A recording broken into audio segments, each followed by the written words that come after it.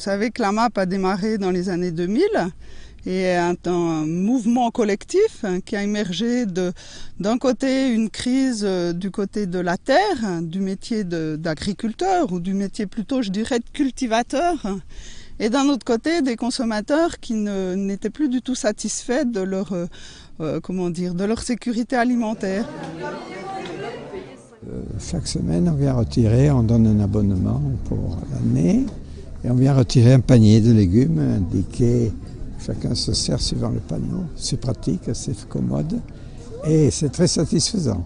Les associations pour le maintien d'une agriculture paysanne sont des concepts innovants et constituent un système d'approvisionnement alimentaire différent du circuit de distribution conventionnel.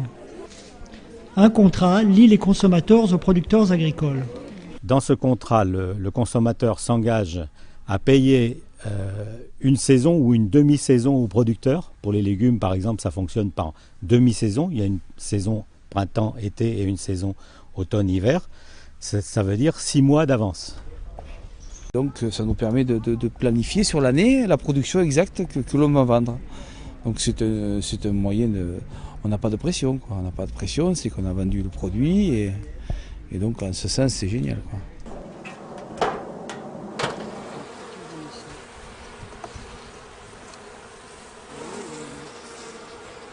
Sur l'année, on sait déjà combien on va vendre de miel. Donc moi j'amène la quantité qu'il faut, les gens choisissent les variétés. Donc j'en amène toujours un peu plus et en fonction des variétés, ils choisissent tous les mois le miel qu'ils prendront, quoi. Allez, on fait la chaîne là. Les adhérents amapiens s'impliquent activement à la vie de l'association. Ils participent à l'organisation du partage des productions, suivent étroitement le choix et les méthodes de culture. Ils sont directement en contact avec les personnes qui les nourrissent, ce qui favorise le dialogue social et permet d'établir des liens forts et durables. Enfin, ça va plus loin que manger seulement bien, hein. C'est pas que ça, quoi, parce qu'après, une fois qu'on connaît les producteurs, je veux dire, on mange leurs légumes. Parce que je donne à mes amapiens, ils savent que la fraise qu'ils mangent ce soir-là, il faut lui dire merci. Parce qu'elle a le courage d'arriver fraise, et elle a eu, après les oiseaux, après les parasites, après la sécheresse, après la pourriture, après tout ce que vous voulez, enfin cette fraise-là est dans l'assiette de ceux qui vont la manger. Et c'est vraiment un cadeau. Ça, on ne le connaît plus et on doit le réapprendre. Et on prend des fraises et tout, et c'est vrai qu'on en a à peu près à partir de mars jusqu'à environ octobre, novembre même. Et c'est vrai qu'elles sont super bonnes, elles sont super juteuses, t'as pas besoin de les prendre avec du sucre ou quoi. La qualité, oui, c'est une super qualité de produit pour tous les produits, hein, que ce soit la viande, que ce soit les poissons, les légumes, les œufs, le fromage et autres. Non, on est très satisfait. Tu n'as pas de 600 grammes. Il n'arrive jamais. Le kilo 100, voilà. Nous, on les nourrit avec une alimentation bio depuis 2 ans, donc depuis qu'ils sont à levain, depuis qu'ils sont petits. Et on les suit régulièrement. Donc c'est un produit qui est pêché à 14h et qui est livré à 17h. Incomparable. C'est différence de goût, de consistance, des tenues à la cuisson pour les viandes, c'est vraiment... on voit la différence. J'ai l'impression qu'on a des bons légumes, tout frais, et qu'au supermarché, je ne sais pas d'où ils sortent. Le choix varié et la qualité des produits ouvrent aux amapiens une possibilité de développer un régime alimentaire équilibré, sain et en accord avec le cycle des saisons. Cela permet aussi de redécouvrir le savoir-faire paysan, d'apporter un soutien aux productions locales et de pérenniser et protéger tout un pan économique en danger. Quand j'ai décidé de repartir sur la pizza en bio, je m'étais sûr déjà de pouvoir compter sur les AMAP. Les gens dans les AMAP, petit à petit, comme nous, comme les agriculteurs qui rentrent en AMAP, comprennent le but de la MAP. Et le but de la MAP, c'est ça, c'est qu'on garde les agriculteurs en place, les paysans. On pousse les paysans à travailler correctement, à ne pas mettre de produits sur leurs légumes ou dans leurs champs. Et les amapiens, une fois qu'ils ont compris ça, sont vraiment derrière nous et nous aident et nous soutiennent.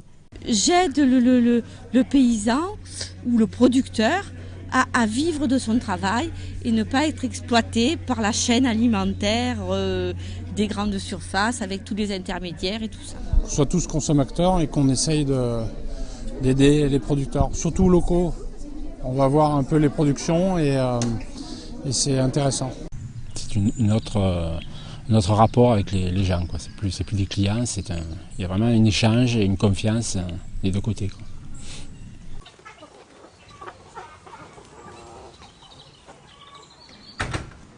Le soutien des consommateurs pousse parfois très loin avec des conséquences bien concrètes. La conservation d'un abattoir ou par exemple la sauvegarde d'un élevage de volailles en difficulté financière et menacé de disparition. Ils ont su faire pression. Il y a tellement une masse de gens, d'AMAP, que de suite la banque a modifié sa décision, quoi. Et en fait, voilà, ils nous ont bien soutenus et ce problème-là s'est résolu. Et en fait, ils nous ont redonné de force pour repartir.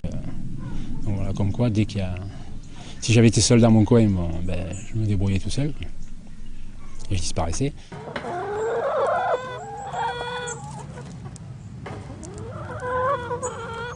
Il faut les maintenir, sinon les projets immobiliers font que les uns après les autres, ils ferment leur ferme, ils mettent les clés sous la porte et puis on n'aura plus de gens qui savent cultiver la terre. Depuis 2 ans, notre fils travaille avec nous et les questions peut-être qu'il reprenne, ce serait l'idéal.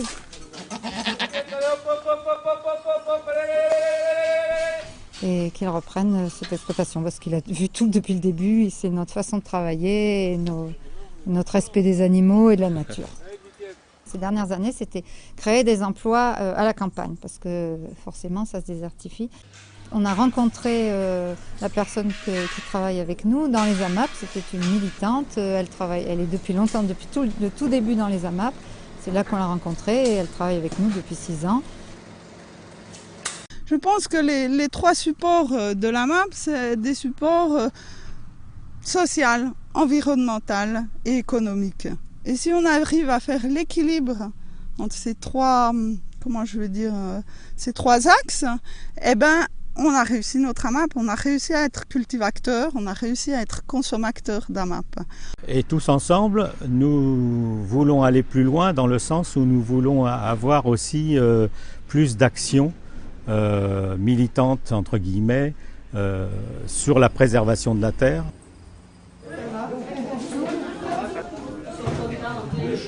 L'engouement ne faiblit pas, au contraire. Ouais. Ça a du succès et il faut l'encourager. L'AMAP, c'est ça. Construire ensemble avec l'humain au milieu.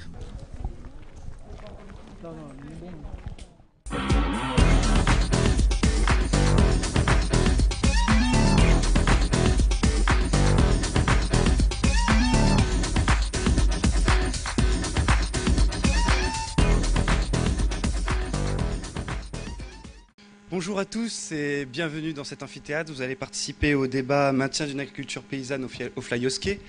Au nom du lycée du Val d'Argent et de l'association MOD, je suis heureux de vous accueillir aujourd'hui. Je me présente, Florian Jaïneau, élève de première et éco-délégué, et je serai votre animateur aujourd'hui. Nous avons la chance aujourd'hui de recevoir des professionnels, que ce soit dans l'agriculture, qui donc participent pour le maintien de cette agriculture paysanne. Donc après un premier tour de table, vous aurez la chance de pouvoir leur poser vos questions, ainsi que toutes les personnes qui assistent à la rediffusion en streaming pourront poser leurs questions grâce au chat. Donc voilà, je me tournais vers le premier intervenant, Monsieur Villon. Vous êtes fondateur de la MAP en France. Vous pouvez peut-être nous expliquer, après avoir vu le témoignage des gens qui participent avec vous, tout au long de l'année avec la MAP, nous préciser qu'est-ce qui vous a poussé finalement à fonder cette AMAP? Oui, moi je suis agriculteur. Oui. Je suis producteur de fruits et légumes dans la région de Toulon, sur la commune d'Olioul. Et effectivement, on a introduit ce concept qu'on avait découvert aux États-Unis. On a introduit ce concept en France et on a créé donc la première AMAP il y a maintenant 9 ans, en 2001, juste quelques jours avant que se crée aussi la MAP du Flyosquet. Donc on vient de voir des images qui montrent que c'est très simple, que c'est très facile, qu'on revient à une notion qui est une notion élémentaire, c'est qu'un paysan, la fonction d'un paysan, eh bien, c'est de nourrir ses voisins. Et c'est ce qu'il fait depuis des millénaires et c'est ce qu'il a oublié de faire depuis 30 ans, puisque maintenant il nourrit un marché et on ne sait même plus qui consomme le produit que l'on produit, quoi. Donc là, on revient sur, comme on dirait en rugby, sur les fondamentaux et on replace le paysan dans son rôle, qui est de nourrir les gens qui habitent autour de chez lui, quoi, tout simplement. Donc qu'est-ce qui a fait que l'on a introduit ce concept? Eh bien, c'est que les petites fermes, les agriculteurs en France disparaissent à la vitesse grand V, puisqu'on a perdu quand même, entre les 2 derniers recensements, la moitié de nos paysans. Il faut savoir qu'après la guerre, il y avait 6 millions de paysans en France pour nourrir 40 millions d'habitants. Il leur reste aujourd'hui à peu près 450 000 pour nourrir 65 millions d'habitants. Et donc on voit qu'il y a une hémorragie très très forte qui s'est produite et l'agriculture s'est transformée d'une agriculture paysanne telle que vous l'avez vu sur ce film. On est devenu une agriculture industrielle avec de très grosses exploitations très spécialisées et tout ça c'est mené par un phénomène très français puisqu'on est leader dans le monde qui est le phénomène de la grande distribution. Puisque dans la filière que je connais bien, qui est les fruits et légumes, la grande distribution aujourd'hui représente 92% de part de marché, alors qu'elle a représenté en 1980 5%. Et cette évolution excessivement importante de cette forme de commerce a un effet direct sur la structure des exploitations, parce que pour servir une centrale d'achat, ce n'est pas avec une petite ferme comme les nôtres qu'on peut y arriver, il faut des exploitations très grandes et qui fassent des produits très standardisés, qui soient tous les mêmes.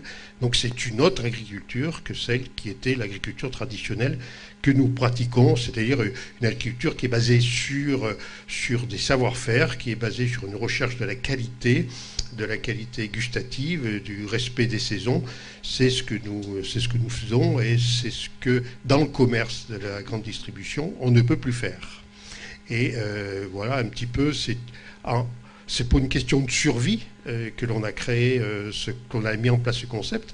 Il est certain que si on ne l'avait pas mis en place, ma ferme, comme les 2800 fermes qui sont aujourd'hui en AMAP en France, auraient disparu probablement. Et alors que là, ça ouvre des pistes pour non seulement les maintenir, mais installer aussi beaucoup de jeunes dans ce métier, pour ceux qui le veulent. Il y a de la place et il y a de la demande, quoi. Bien, écoutez, merci. Je vais maintenant me tourner vers vous, Madame Bouvier. Vous êtes vous êtes agricultrice de la MAP au Flyosquet. Vous pouvez peut-être nous expliquer ce que vous apporte la MAP en tant qu'agricultrice? De passer à la saison suivante, tout simplement. Aujourd'hui, avec l'ensemble des AMAPiens qui me soutiennent, on calcule ensemble le prix du contrat. Et dans ce prix du contrat, on inclut tout ce qu'il faut pour passer à la saison suivante. Donc quand je démarre au 1er janvier, je sais que je serai encore là au 31 décembre.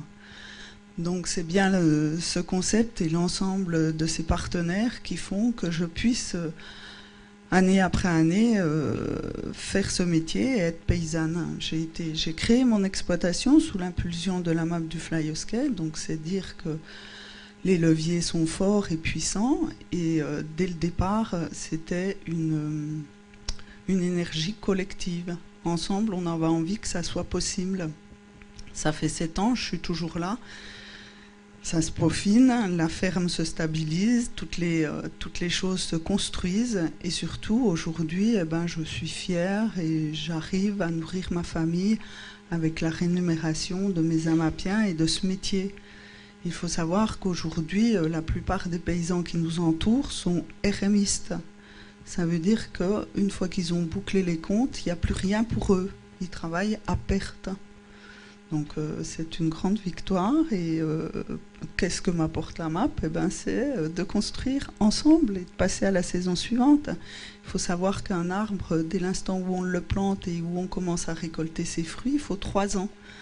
Donc il y a 3 ans, mes AMAPiens ont donné un gage sur l'avenir, ont donné une confiance, ont donné une volonté pour que cet arbre aille jusqu'à ses premiers fruits et que saison après saison, on puisse récolter ses fruits. Dans d'autres circuits de commercialisation, ça repose uniquement sur les épaules du producteur. Hein. Ça repose pas sur l'ensemble des citoyens. Donc ça va pas tout seul. Hein. Il faut beaucoup d'humilité, beaucoup de partage, beaucoup de reconnaissance, beaucoup d'amour. Et je pense que ça donne en fait l'élément majeur dont on a tous besoin, c'est l'humain. Voilà. Écoutez, merci, je reviendrai après à vous. Je vais maintenant me tourner vers Monsieur Pouly. Vous êtes président du réseau des Jardins de Cocagne. Vous pouvez peut-être nous expliquer un peu en quoi il consiste? Je suis vice-président du réseau des Jardins de Cocagne. Pardon. Et je suis directeur de l'association Semaille à Avignon, qui est un jardin de cocagne. Donc, qu'est-ce qu'un jardin de cocagne? C'est d'abord une structure d'insertion sociale et professionnelle, une structure d'insertion par activité économique, un chantier d'insertion. Et notre boulot premier, c'est de pouvoir aider un certain nombre de personnes d'abord à trouver un emploi en les employant et puis à construire avec eux, disons, des perspectives d'avenir pour un emploi plus durable. Alors, on utilise le support, et c'est pas neutre, de l'agriculture biologique, du maraîchage biologique en particulier. Donc, dans tous les jardins de cocagne, nous produisons des légumes bio que nous distribuons à un réseau d'adhérents consommateurs. Et ces légumes sont produits et distribués par des personnes en insertion qui sont évidemment encadrées par des professionnels. Donc le premier jardin de cocagne a été créé en 1991 par Jean-Guy Henkel à Besançon. Et donc ce concept a eu du succès parce qu'il répond à des besoins de lutte contre les exclusions des personnes en difficulté. Et aujourd'hui, nous avons 105 jardins de cocagne en France. Et il y a une demande toujours aussi forte. Alors, on se sent très proche du mouvement des AMAP. Mais la première AMAP, donc M. Villon le précisait, a été créée en 2001 avec ce système qui effectivement, qu'on n'a pas inventé ni lui ni nous, qui a existé aux États-Unis, qui avait aussi des répercussions au Japon et aussi en Suisse. Donc c'est tout à fait important de produire localement et de distribuer avec un réseau d'adhérents sous forme de paniers de légumes. C'est pour le retour d'une agriculture de circuit court et une agriculture paysanne. Donc si les jardins de cocagne ont choisi ce support, c'est que bien sûr on est dans la lutte contre les exclusions en embauchant des personnes qui sont en difficulté, mais c'est aussi parce que l'on se bat pour une autre forme d'agriculture et une autre forme de société. Nous faisons référence aux valeurs de l'économie sociale et solidaire. Et donc, voilà aussi, en deux mots, ce que l'on peut dire dès maintenant. Écoutez, merci. Maintenant, notre dernier intervenant, Monsieur Charles, vous êtes secrétaire du réseau Ritimo. Peut-être nous expliquer un peu à quoi consiste le réseau Ritimo? Alors, le réseau Ritimo existe depuis une trentaine d'années. C'est le réseau des centres d'information et d'animation et de documentation pour le développement durable et la solidarité internationale. Parce que ça fait très longtemps qu'on estime qu'il ne peut pas y avoir de développement sans solidarité. Nous fêtons cette année, nous commémorons cette année le cinquantenaire des indépendances africaines. Et dès 1960, un certain nombre de pays du tiers-monde ont dit « Nous avons besoin de vrai commerce et pas d'aide ». Trade, not aid. Et petit à petit, depuis, s'est développé le fair trade, le commerce équitable. Et nous avons une certaine antériorité sur cette réflexion, et c'est pour ça que sur la map du Flyoske, par exemple, nous avons, avec le lieu de distribution et de partenariat avec les agriculteurs, nous avons aussi un lieu de contrat de commerce équitable. Et les AMAPiens sont aussi des consommateurs dans le commerce équitable. Alors, commerce équitable, ça veut dire vivre dignement de son travail sans avoir besoin d'aide. Bon, c'est exactement la définition de ce que nos agriculteurs du commerce AMAP, puisque c'est un véritable commerce, il ne faut pas avoir peur du mot commerce. Commerce, c'est aussi commercer, c'est aussi avoir des relations avec les autres. Donc, le commerce équitable en France commence à avoir une certaine notoriété. Il y a 10 ans, une enquête qui avait été faite montrait que seulement 10% des Français connaissaient le commerce équitable. L'enquête d'il y a 2 ans montrait que les 3/4 des Français savaient ce que c'était le commerce équitable. Alors, il y a toutes sortes de débats dont vous avez entendu parler. Le commerce équitable en grande surface peut-il exister ? Le commerce équitable en grande surface fait vivre équitablement un certain nombre de partenaires du commerce équitable dans le monde. On estime qu'il y a environ 5 millions de familles dans le monde qui vivent mieux grâce au commerce équitable. Mais le café des petits producteurs qui arrivent dans une grande surface aura été transporté de manière non équitable, aura été vendu dans le magasin de manière non équitable, les gens auront été employés de manière non équitable. Mais, malgré tout, c'est le commerce des produits dits équitables dans les grandes surfaces qui a lancé ce commerce équitable. Alors, dans les années 70, un certain nombre d'associations sont nées. La plus célèbre est Artisans du Monde. Et puis ensuite, un certain nombre de labels, de réseaux se sont développés en Europe. Il y a donc la plateforme du commerce équitable. Et dans le Var, c'est assez innovant. Depuis 4-5 ans, il y a le COVASEC, le collectif varois du commerce équitable, qui essaye donc, en s'appelant maintenant Var Équitable, de faire signer aux communes du Var, il y a une quinzaine de communes dans le Var qui ont signé cette charte Var Équitable, s'engageant dans les achats des communes, dans les consommations des communes, à acheter des produits du commerce équitable. Eh bien écoutez, merci. Je vais maintenant me tourner vers la salle si vous avez des questions. C'est à vous de jouer maintenant. On vous écoute.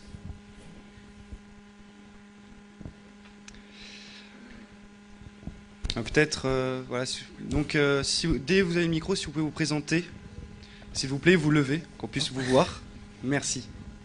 Bonjour, je me présente, je m'appelle Raphaël, je suis stagiaire à MEB, donc à Mode 83. Et ma question s'adresse donc à tous les intervenants de la MAP. Ma question est la suivante. Pour des particuliers qui seraient donc intéressés par ce concept de la MAP et qui voudraient le rejoindre, quelles sont les démarches qui doivent être effectuées, quelles sont les personnes qu'ils doivent contacter? C'est pas difficile, hein. Vous allez à un lieu de distribution d'une des AMAP du coin. La plus proche, c'est celle des Arcs, qui a lieu le lundi soir. Et vous rencontrez les consommateurs qui s'occupent de cette AMAP. Et puis, si vous êtes toujours aussi en train, vous passez des contrats avec l'un ou l'autre ou tous les producteurs qui se rencontrent sur cette AMAP. Je pense effectivement qu'on peut donner la liste des AMAP du coin et les coordonnées. C'est tout à fait faisable. Merci. Et une autre question concernant, donc vous avez un peu répondu à cette question.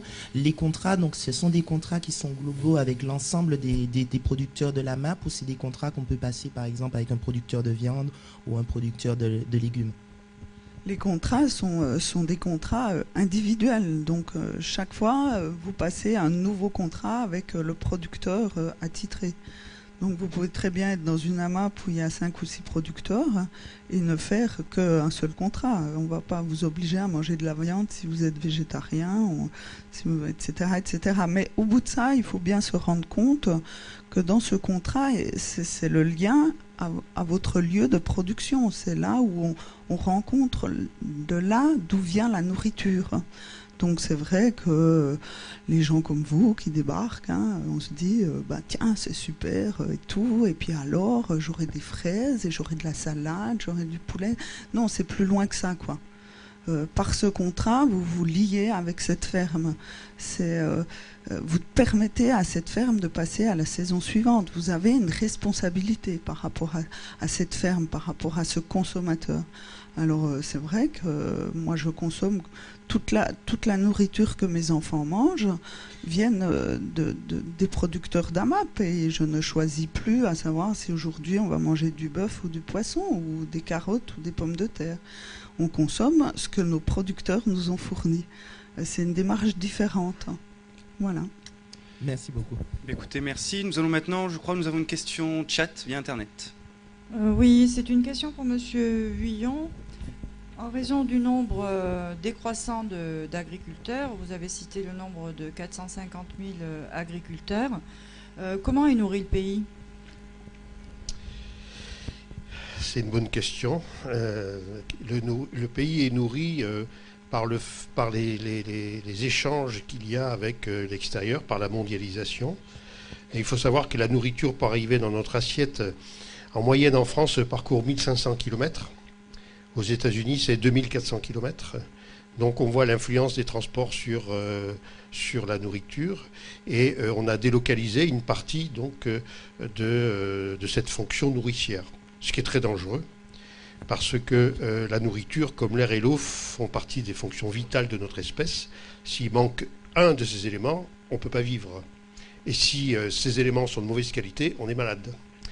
Donc on devrait être beaucoup plus attentif à se réapproprier le plus vite possible ces trois éléments vitaux qui sont l'air, la nourriture et l'eau, si on veut assurer une pérennité à notre espèce, à l'endroit où on vit, à l'endroit où on est.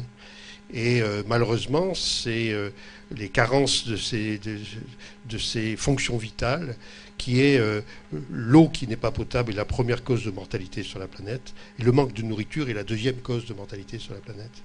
Donc on voit bien que là on a des enjeux qui sont des enjeux planétaires, qui sont des enjeux à un niveau global, qu'on n'arrive pas à régler à un niveau global, et que l'on peut régler en multipliant à l'infini les solutions locales qui, elles, ont un effet au niveau global. Donc la nourriture, à l'heure actuelle, elle vient de partout.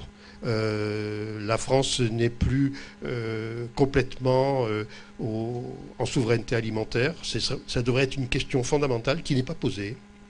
Et on a des productions très spécialisées, comme le vin, que vous voyez dans le Var. Mais si vous enlevez le vin dans le Var, eh bien, on ne produit certainement pas ce qui est nécessaire pour nourrir la population varoise. On est loin de là, quoi. Donc, cette nourriture vient d'ailleurs, et ce qui fait que si les transports s'arrêtent, 3 jours après, la famine se déclare dans la population. Dans 3 jours. Bien, merci. Je crois que nous avons une deuxième question. Ça, si vous pouvez vous lever, vous présenter, s'il vous plaît. Bonjour à tous. Donc, je m'appelle Roxane Merveille, je suis élève de première S. Et donc j'ai une question à vous poser. Donc, vous avez commencé à y répondre à peu près. Je voulais savoir si donc, ce type d'agriculture paysanne était compatible avec la mondialisation et avec le nombre d'habitants que nous serons bientôt, soit à peu près 10 milliards. Ben, je vais répondre à cette question parce que j'ai le micro, mais après mes partenaires pourront donner leur avis. Moi, je dis que le système dans lequel on est incapable aujourd'hui de nourrir 6 milliards d'habitants. Il sera encore moins capable d'en nourrir 9, puisque sur 6 milliards, il y en a 2 milliards qui ont des problèmes de nutrition, dont 1 milliard qui n'a rien à manger. On a 34 000 personnes qui décèdent chaque jour de malnutrition. Donc le système dans lequel on est incapable de répondre aujourd'hui à la réponse de la demande de la population en termes de nourriture. Et donc il sera encore plus incapable lorsque la population va augmenter. Donc il faut changer le système. Et il faut au plus vite sortir les fonctions vitales du marché. Parce que le marché, lui, il a intérêt de jouer là-dessus. Il n'y a rien de plus sûr comme produit à la vente que ce dont on a besoin tous les jours. Donc le marché va s'approprier l'eau. Hein, vous connaissez déjà le problème de l'eau, et va s'approprier la nourriture parce qu'on en a besoin tous les jours. C'est beaucoup plus sûr comme marché que les ordinateurs portables, voire même les téléphones portables, parce que lorsqu'on en a un, on n'a pas forcément besoin de remplacer le lendemain. Par contre, de la nourriture, on en a besoin tous les jours. On a besoin d'un paysan tous les jours. Et s'approprier la nourriture par le marché est vraiment une tendance très forte du marché. Et il faut se battre contre ça. Donc il faut innover. Il faut innover dans des alternatives économiques qui permettent de sortir les fonctions vitales du marché. Bon, la MAP est un exemple. Parce que dans la MAP, la rémunération ne se fait pas en fonction du marché. C'est la rémunération du travail du producteur qui est garantie, indépendamment de ce qui se passe sur le marché. Donc là, on est dans une alternative. Donc il faut essayer de créer le maximum d'alternatives de ce type pour sortir du système dans lequel on est, qui est mauvais, qui est très mauvais. Il faut sortir au plus vite de ce système. Bien écoutez, peut-être M. Charles ou M. Pouly voudrait rajouter quelque chose. Oui, à cette question, on ne peut que parler aussi, qu'utiliser le mot alter-croissance. Vous avez entendu le mot décroissance. Moi, nous sommes plutôt, nous, pour l'alter-croissance. Il y a assez de nourriture sur Terre pour nourrir beaucoup plus d'habitants que maintenant. C'est simplement, comme on vient de le dire, une organisation de la production et de la distribution qui ne va pas.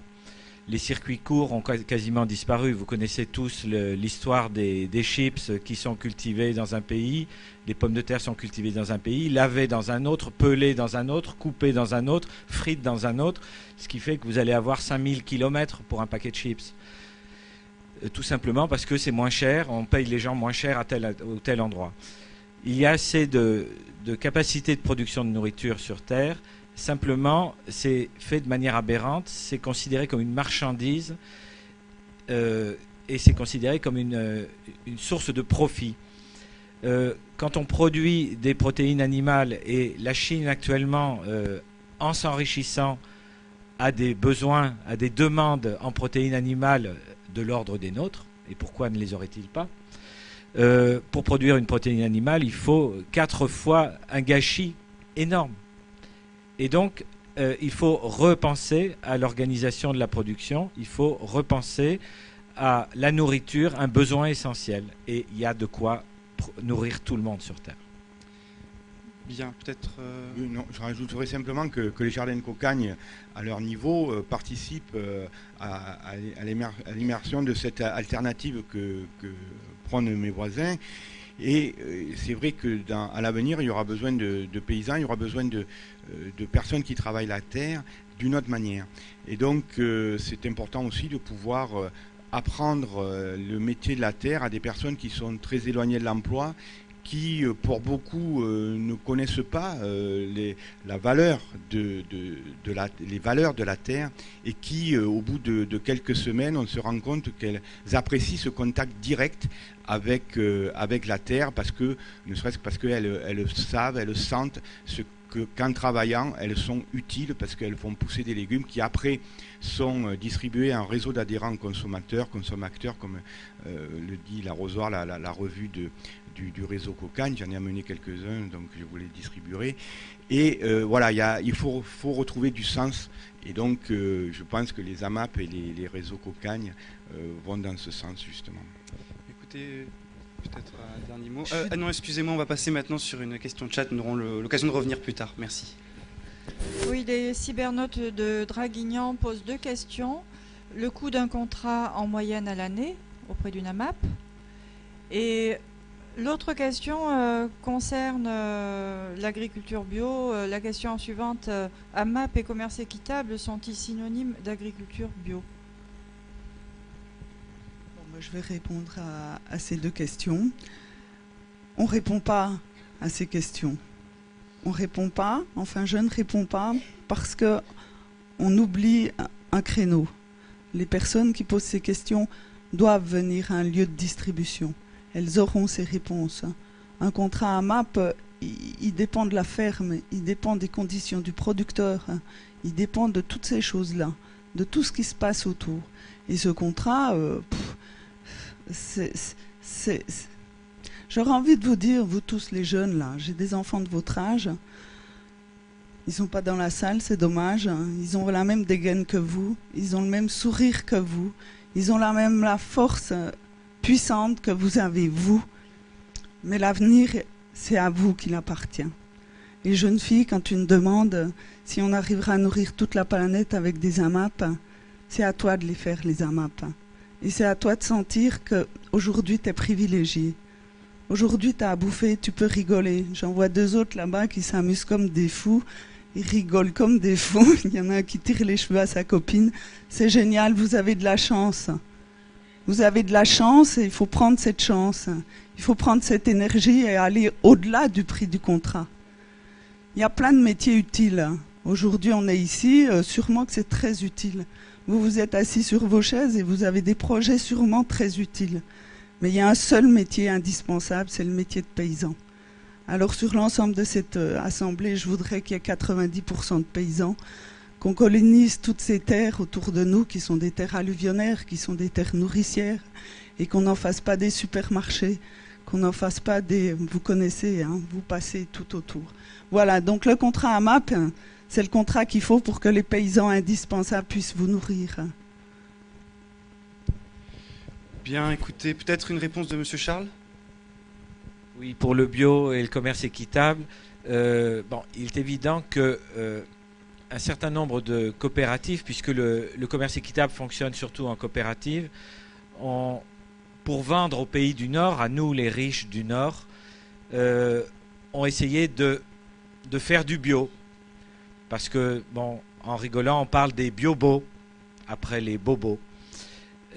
Donc le bio est un label supplémentaire qui permet de subvenir mieux, de mieux rémunérer les communautés agricoles du Sud. Juste pour préciser par rapport à la question du bio, les jardins de cocagne ont pris le parti pris de faire de l'agriculture bio. Donc il y a le label bio. On ne peut pas être un jardin de cocagne si on ne fait pas d'agriculture bio.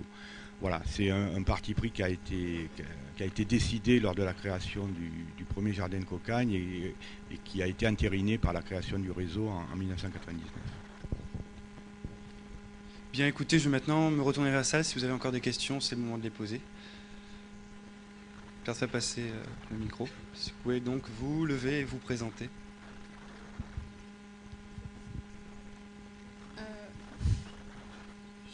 Bonjour, je m'appelle Rachel, élève de seconde. Et je voulais savoir, vous parlez beaucoup des AMAP et des jardins de cocagne, mais est-ce qu'il y a d'autres associations paysannes en France?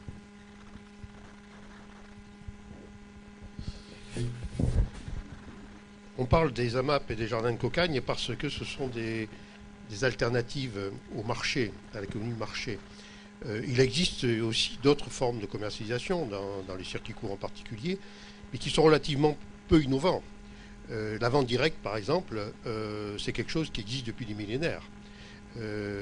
Donc c'est pas tellement nouveau, quoi, dans les circuits courts. Les points de vente collectifs que font les paysans, c'est quelque chose aussi qui n'est pas très nouveau. Moi, je me souviens en avoir visité au début des années 80 dans la région Rhône-Alpes. Ce qui est vraiment différent dans ce dont on parle aujourd'hui, c'est ce partenariat producteur-consommateur qui décident de se mettre ensemble pour garantir d'avoir une nourriture de qualité, tout en garantissant aux producteurs, comme le dit Isabelle, de passer la saison d'après, c'est-à-dire avoir les moyens de vivre, et faire vivre sa famille. C'est pour ça qu'on parle de ce caractère-là, qui est un caractère innovant par rapport à ce qui existait. Autrement, bon, après, les autres formes de commercialisation sont complètement écrasées en France par le système dominant, qui est la grande distribution. En Italie, par exemple, il y a 7 fois moins de grandes surfaces qu'en France.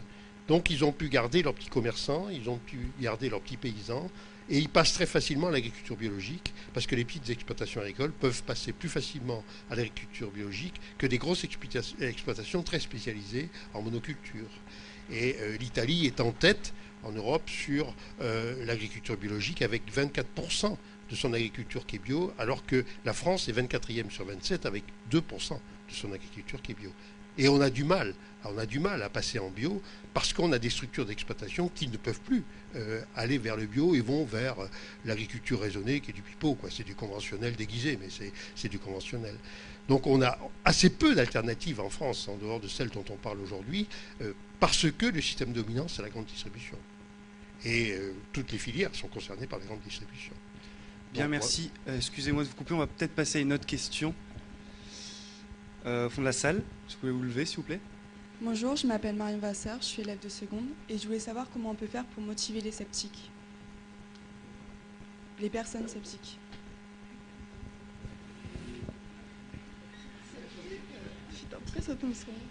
Les personnes sceptiques, il faut qu'elles... Il y a les fausses sceptiques et puis il y a aussi... S'il vous plaît, si on pouvait garder un minimum de calme. Je crois que c'est un message à faire passer, c'est un message qui doit passer de bouche à oreille. Les AMAP se développent comme ça. Hein. On a créé la première en 2001, aujourd'hui il y en a plus de 3000 en France, et elles se développent par le bouche à oreille énormément, avec un bon soutien médiatique, mais c'est surtout les acteurs eux-mêmes qui essaiment autour d'eux, et je crois que c'est vraiment une façon très solide. Après, ce qu'il faut, c'est de la cohérence. Il faut la cohérence entre ce que l'on pense et ce que l'on fait. Et ça, c'est ce qu'il y a de plus difficile à faire, en particulier avec les politiques. Vous avez l'exemple tous les jours de l'incohérence des politiques entre le discours et les pratiques. Mais au niveau du citoyen aussi, quoi. Quand on est sûr de quelque chose, il faut que ces actes que l'on mette derrière soient en relation directe avec ce que l'on pense. Et surtout l'acte d'achat. L'acte d'achat est quelque chose de très très politique et a des conséquences considérables. Donc réfléchissez bien lorsque vous achetez quelque chose à ce que vous achetez, d'où ça vient, etc. Posez-vous les vraies questions et soyez cohérents par rapport à ce que vous pensez. Et c'est là que je crois que les sceptiques le deviennent moins, ils deviennent militants à partir de là, quoi. Je pense qu'il est éminent d'inviter les sceptiques dans nos fermes, de leur faire goûter nos produits et de les faire rencontrer notre convivialité, de les faire rencontrer tout cet amour qu'on partage. Et je te garantis, jeune fille, que les sceptiques, on les mettra à la fosse. Bien écoutez, peut-être merci. Je pense qu'on a reçu votre invitation, on viendra avec plaisir. Donc je crois que nous avons une deuxième question dans la salle. Une autre question peut-être ici. Thibaut Ameb, je voulais savoir, vous parlez beaucoup de la map, etc. Mais qu'est-ce que ça veut dire? Parce que vous en parlez, mais en aucun cas vous nous dites AMAP. T'as raison, je vais vite te répondre. AMAP, Association pour le maintien d'une agriculture paysanne. Donc dans les faits, c'est un ensemble de consommateurs qui se mettent ensemble pour soutenir un ou plusieurs fermes. Donc tu as d'abord un premier niveau, une volonté collective de travailler ensemble, sans patron, sans échange financier, d'un ensemble de consommateurs qui ont pris conscience de se mettre en lien directement avec des producteurs. Voilà. Voilà, nous avons une question de chat. La passion que vous témoignez à la Terre devrait suffire à convaincre les sceptiques. Et la question qui est posée, est-ce que vous bénéficiez d'aide en cas de difficulté pour maintenir vos exploitations? Alors des aides, oui, on en a bénéficié cette année.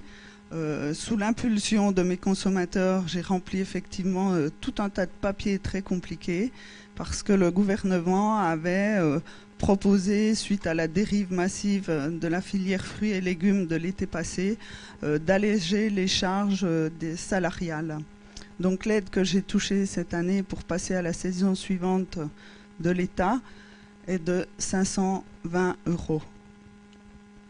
D'accord. Sur l'ensemble de ma ferme, il me faut 60 000 € pour passer à la saison suivante. Alors oui, c'est une aide. Je suis bien contente. Ça va rembourser la tronçonneuse qu'on m'a taxée dans ma bagnole devant chez moi.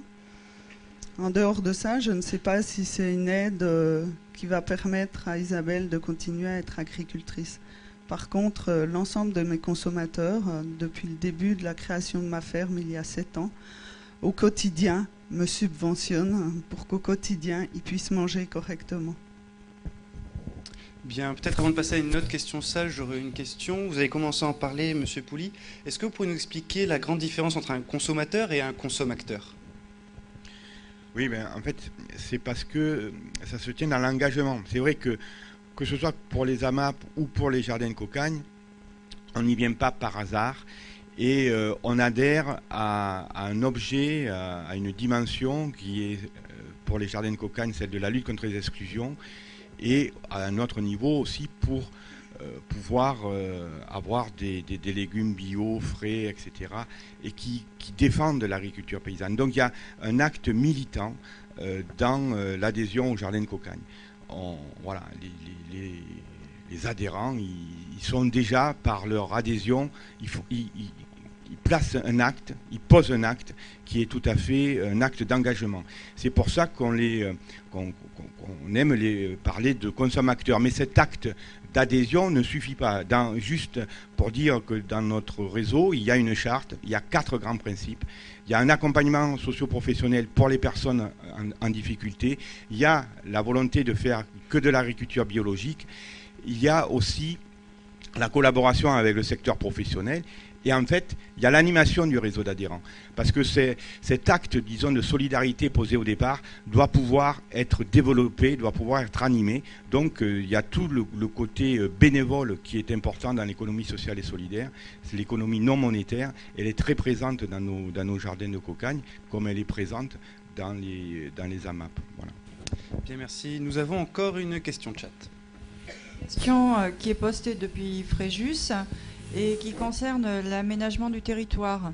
Est-ce que vous, en tant que paysan, vous avez une influence sur l'aménagement rural ?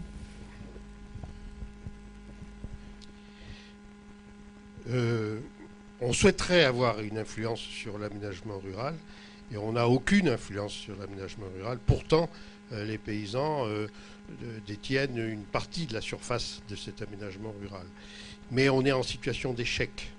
C'est-à-dire que la préservation des terres et des terres fertiles, en France d'une façon générale et dans notre région au niveau particulier, on perd l'équivalent de la surface d'un département tous les 10 ans en France. L'agriculture dans le département du Var ne représente plus que 12% de la surface de ce département et on perd grosso modo 1% par an. Ça veut dire que si on y prend garde, dans une dizaine d'années, l'agriculture dans le Var sera l'équivalent de celle qu'elle est dans les Alpes-Maritimes, c'est-à-dire qu'elle aura disparu. Et avec elle aura disparu la capacité qu'a cette population de pouvoir se nourrir dans la proximité. Donc il est urgent de préserver les terres agricoles où qu'elles se trouvent. Et dans votre région, on est dans une région d'un très mauvais exemple. En venant ici, là, j'ai vu de catastrophes dans les terres agricoles où elles sont bétonnées allègrement sous le prétexte d'un modernisme pour installer des plateformes où on va distribuer de la nourriture, mais de la nourriture qui vient de très loin. Alors qu'il y avait la possibilité sur ces terres de produire de la nourriture qui était là juste à côté. Donc voilà le manque de cohérence et voilà la situation dans laquelle on se trouve. Et il faut vraiment se mobiliser pour que plus 1 mètre carré de terre agricole ne disparaisse dans ce département si on veut essayer d'assurer la possibilité d'une certaine autonomie alimentaire qui est nécessaire aujourd'hui mais qui le sera certainement demain. Écoutez, merci. Nous avons peut-être le temps pour une dernière question salle. Une question au fond.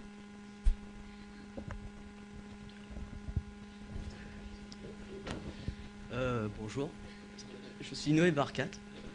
Et ma question c'est pourquoi l'agriculture bio, puisqu'elle utilise moins d'engrais, moins de pesticides, moins de tracteurs, enfin de moyens, pourquoi la nourriture bio est plus chère que celle qui n'est pas bio ?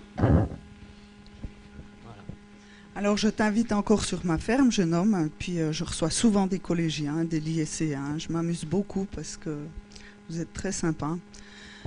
Je fais des arbres. Pour qu'un arbre dans notre pays mène ses fruits à maturité en plein été, il y a quelque chose qui le perturbe, c'est les herbes qui poussent autour. On a une concurrence hydrique phénoménale. Autant en hiver, toutes ces herbes sont bénéfiques au sol. Autant en été, c'est soit l'herbe, soit l'arbre. 2 solutions pour vaincre cette herbe. Le Roundup, c'est génial. On l'applique à peu près comme maintenant. Et fini, on n'y repasse plus. D'accord ? Le Roundup est un herbicide pour ceux qui ne savent pas, un glyphosate. En agriculture biologique, bien évidemment, nous n'utilisons aucun herbicide, aucun produit de synthèse. Donc pour réussir à dire à cette herbe que c'est les fruits qu'il faut qu'ils viennent à maturité pour qu'on ait à manger, on aura des interventions dans des périodes charnières. En ce moment, on sort d'une période très très pluvieuse. L'herbe était bénéfique parce qu'elle faisait s'écouler l'eau en sous-sol, qu'elle utilisait de l'eau. Donc toute cette herbe avait un impact bénéfique sur ma terre, sur mon arbre. Nous entrons dans une période de grande croissance où chaque élément nutritif est indispensable à la plante. À ce moment-là, on doit intervenir pour que cette herbe se calme. Donc on intervient soit avec nos bras, soit avec des outils aratoires sur le tracteur. Si tu interviens trop tard, le sol est trop dur, tu n'arrives plus à le faire.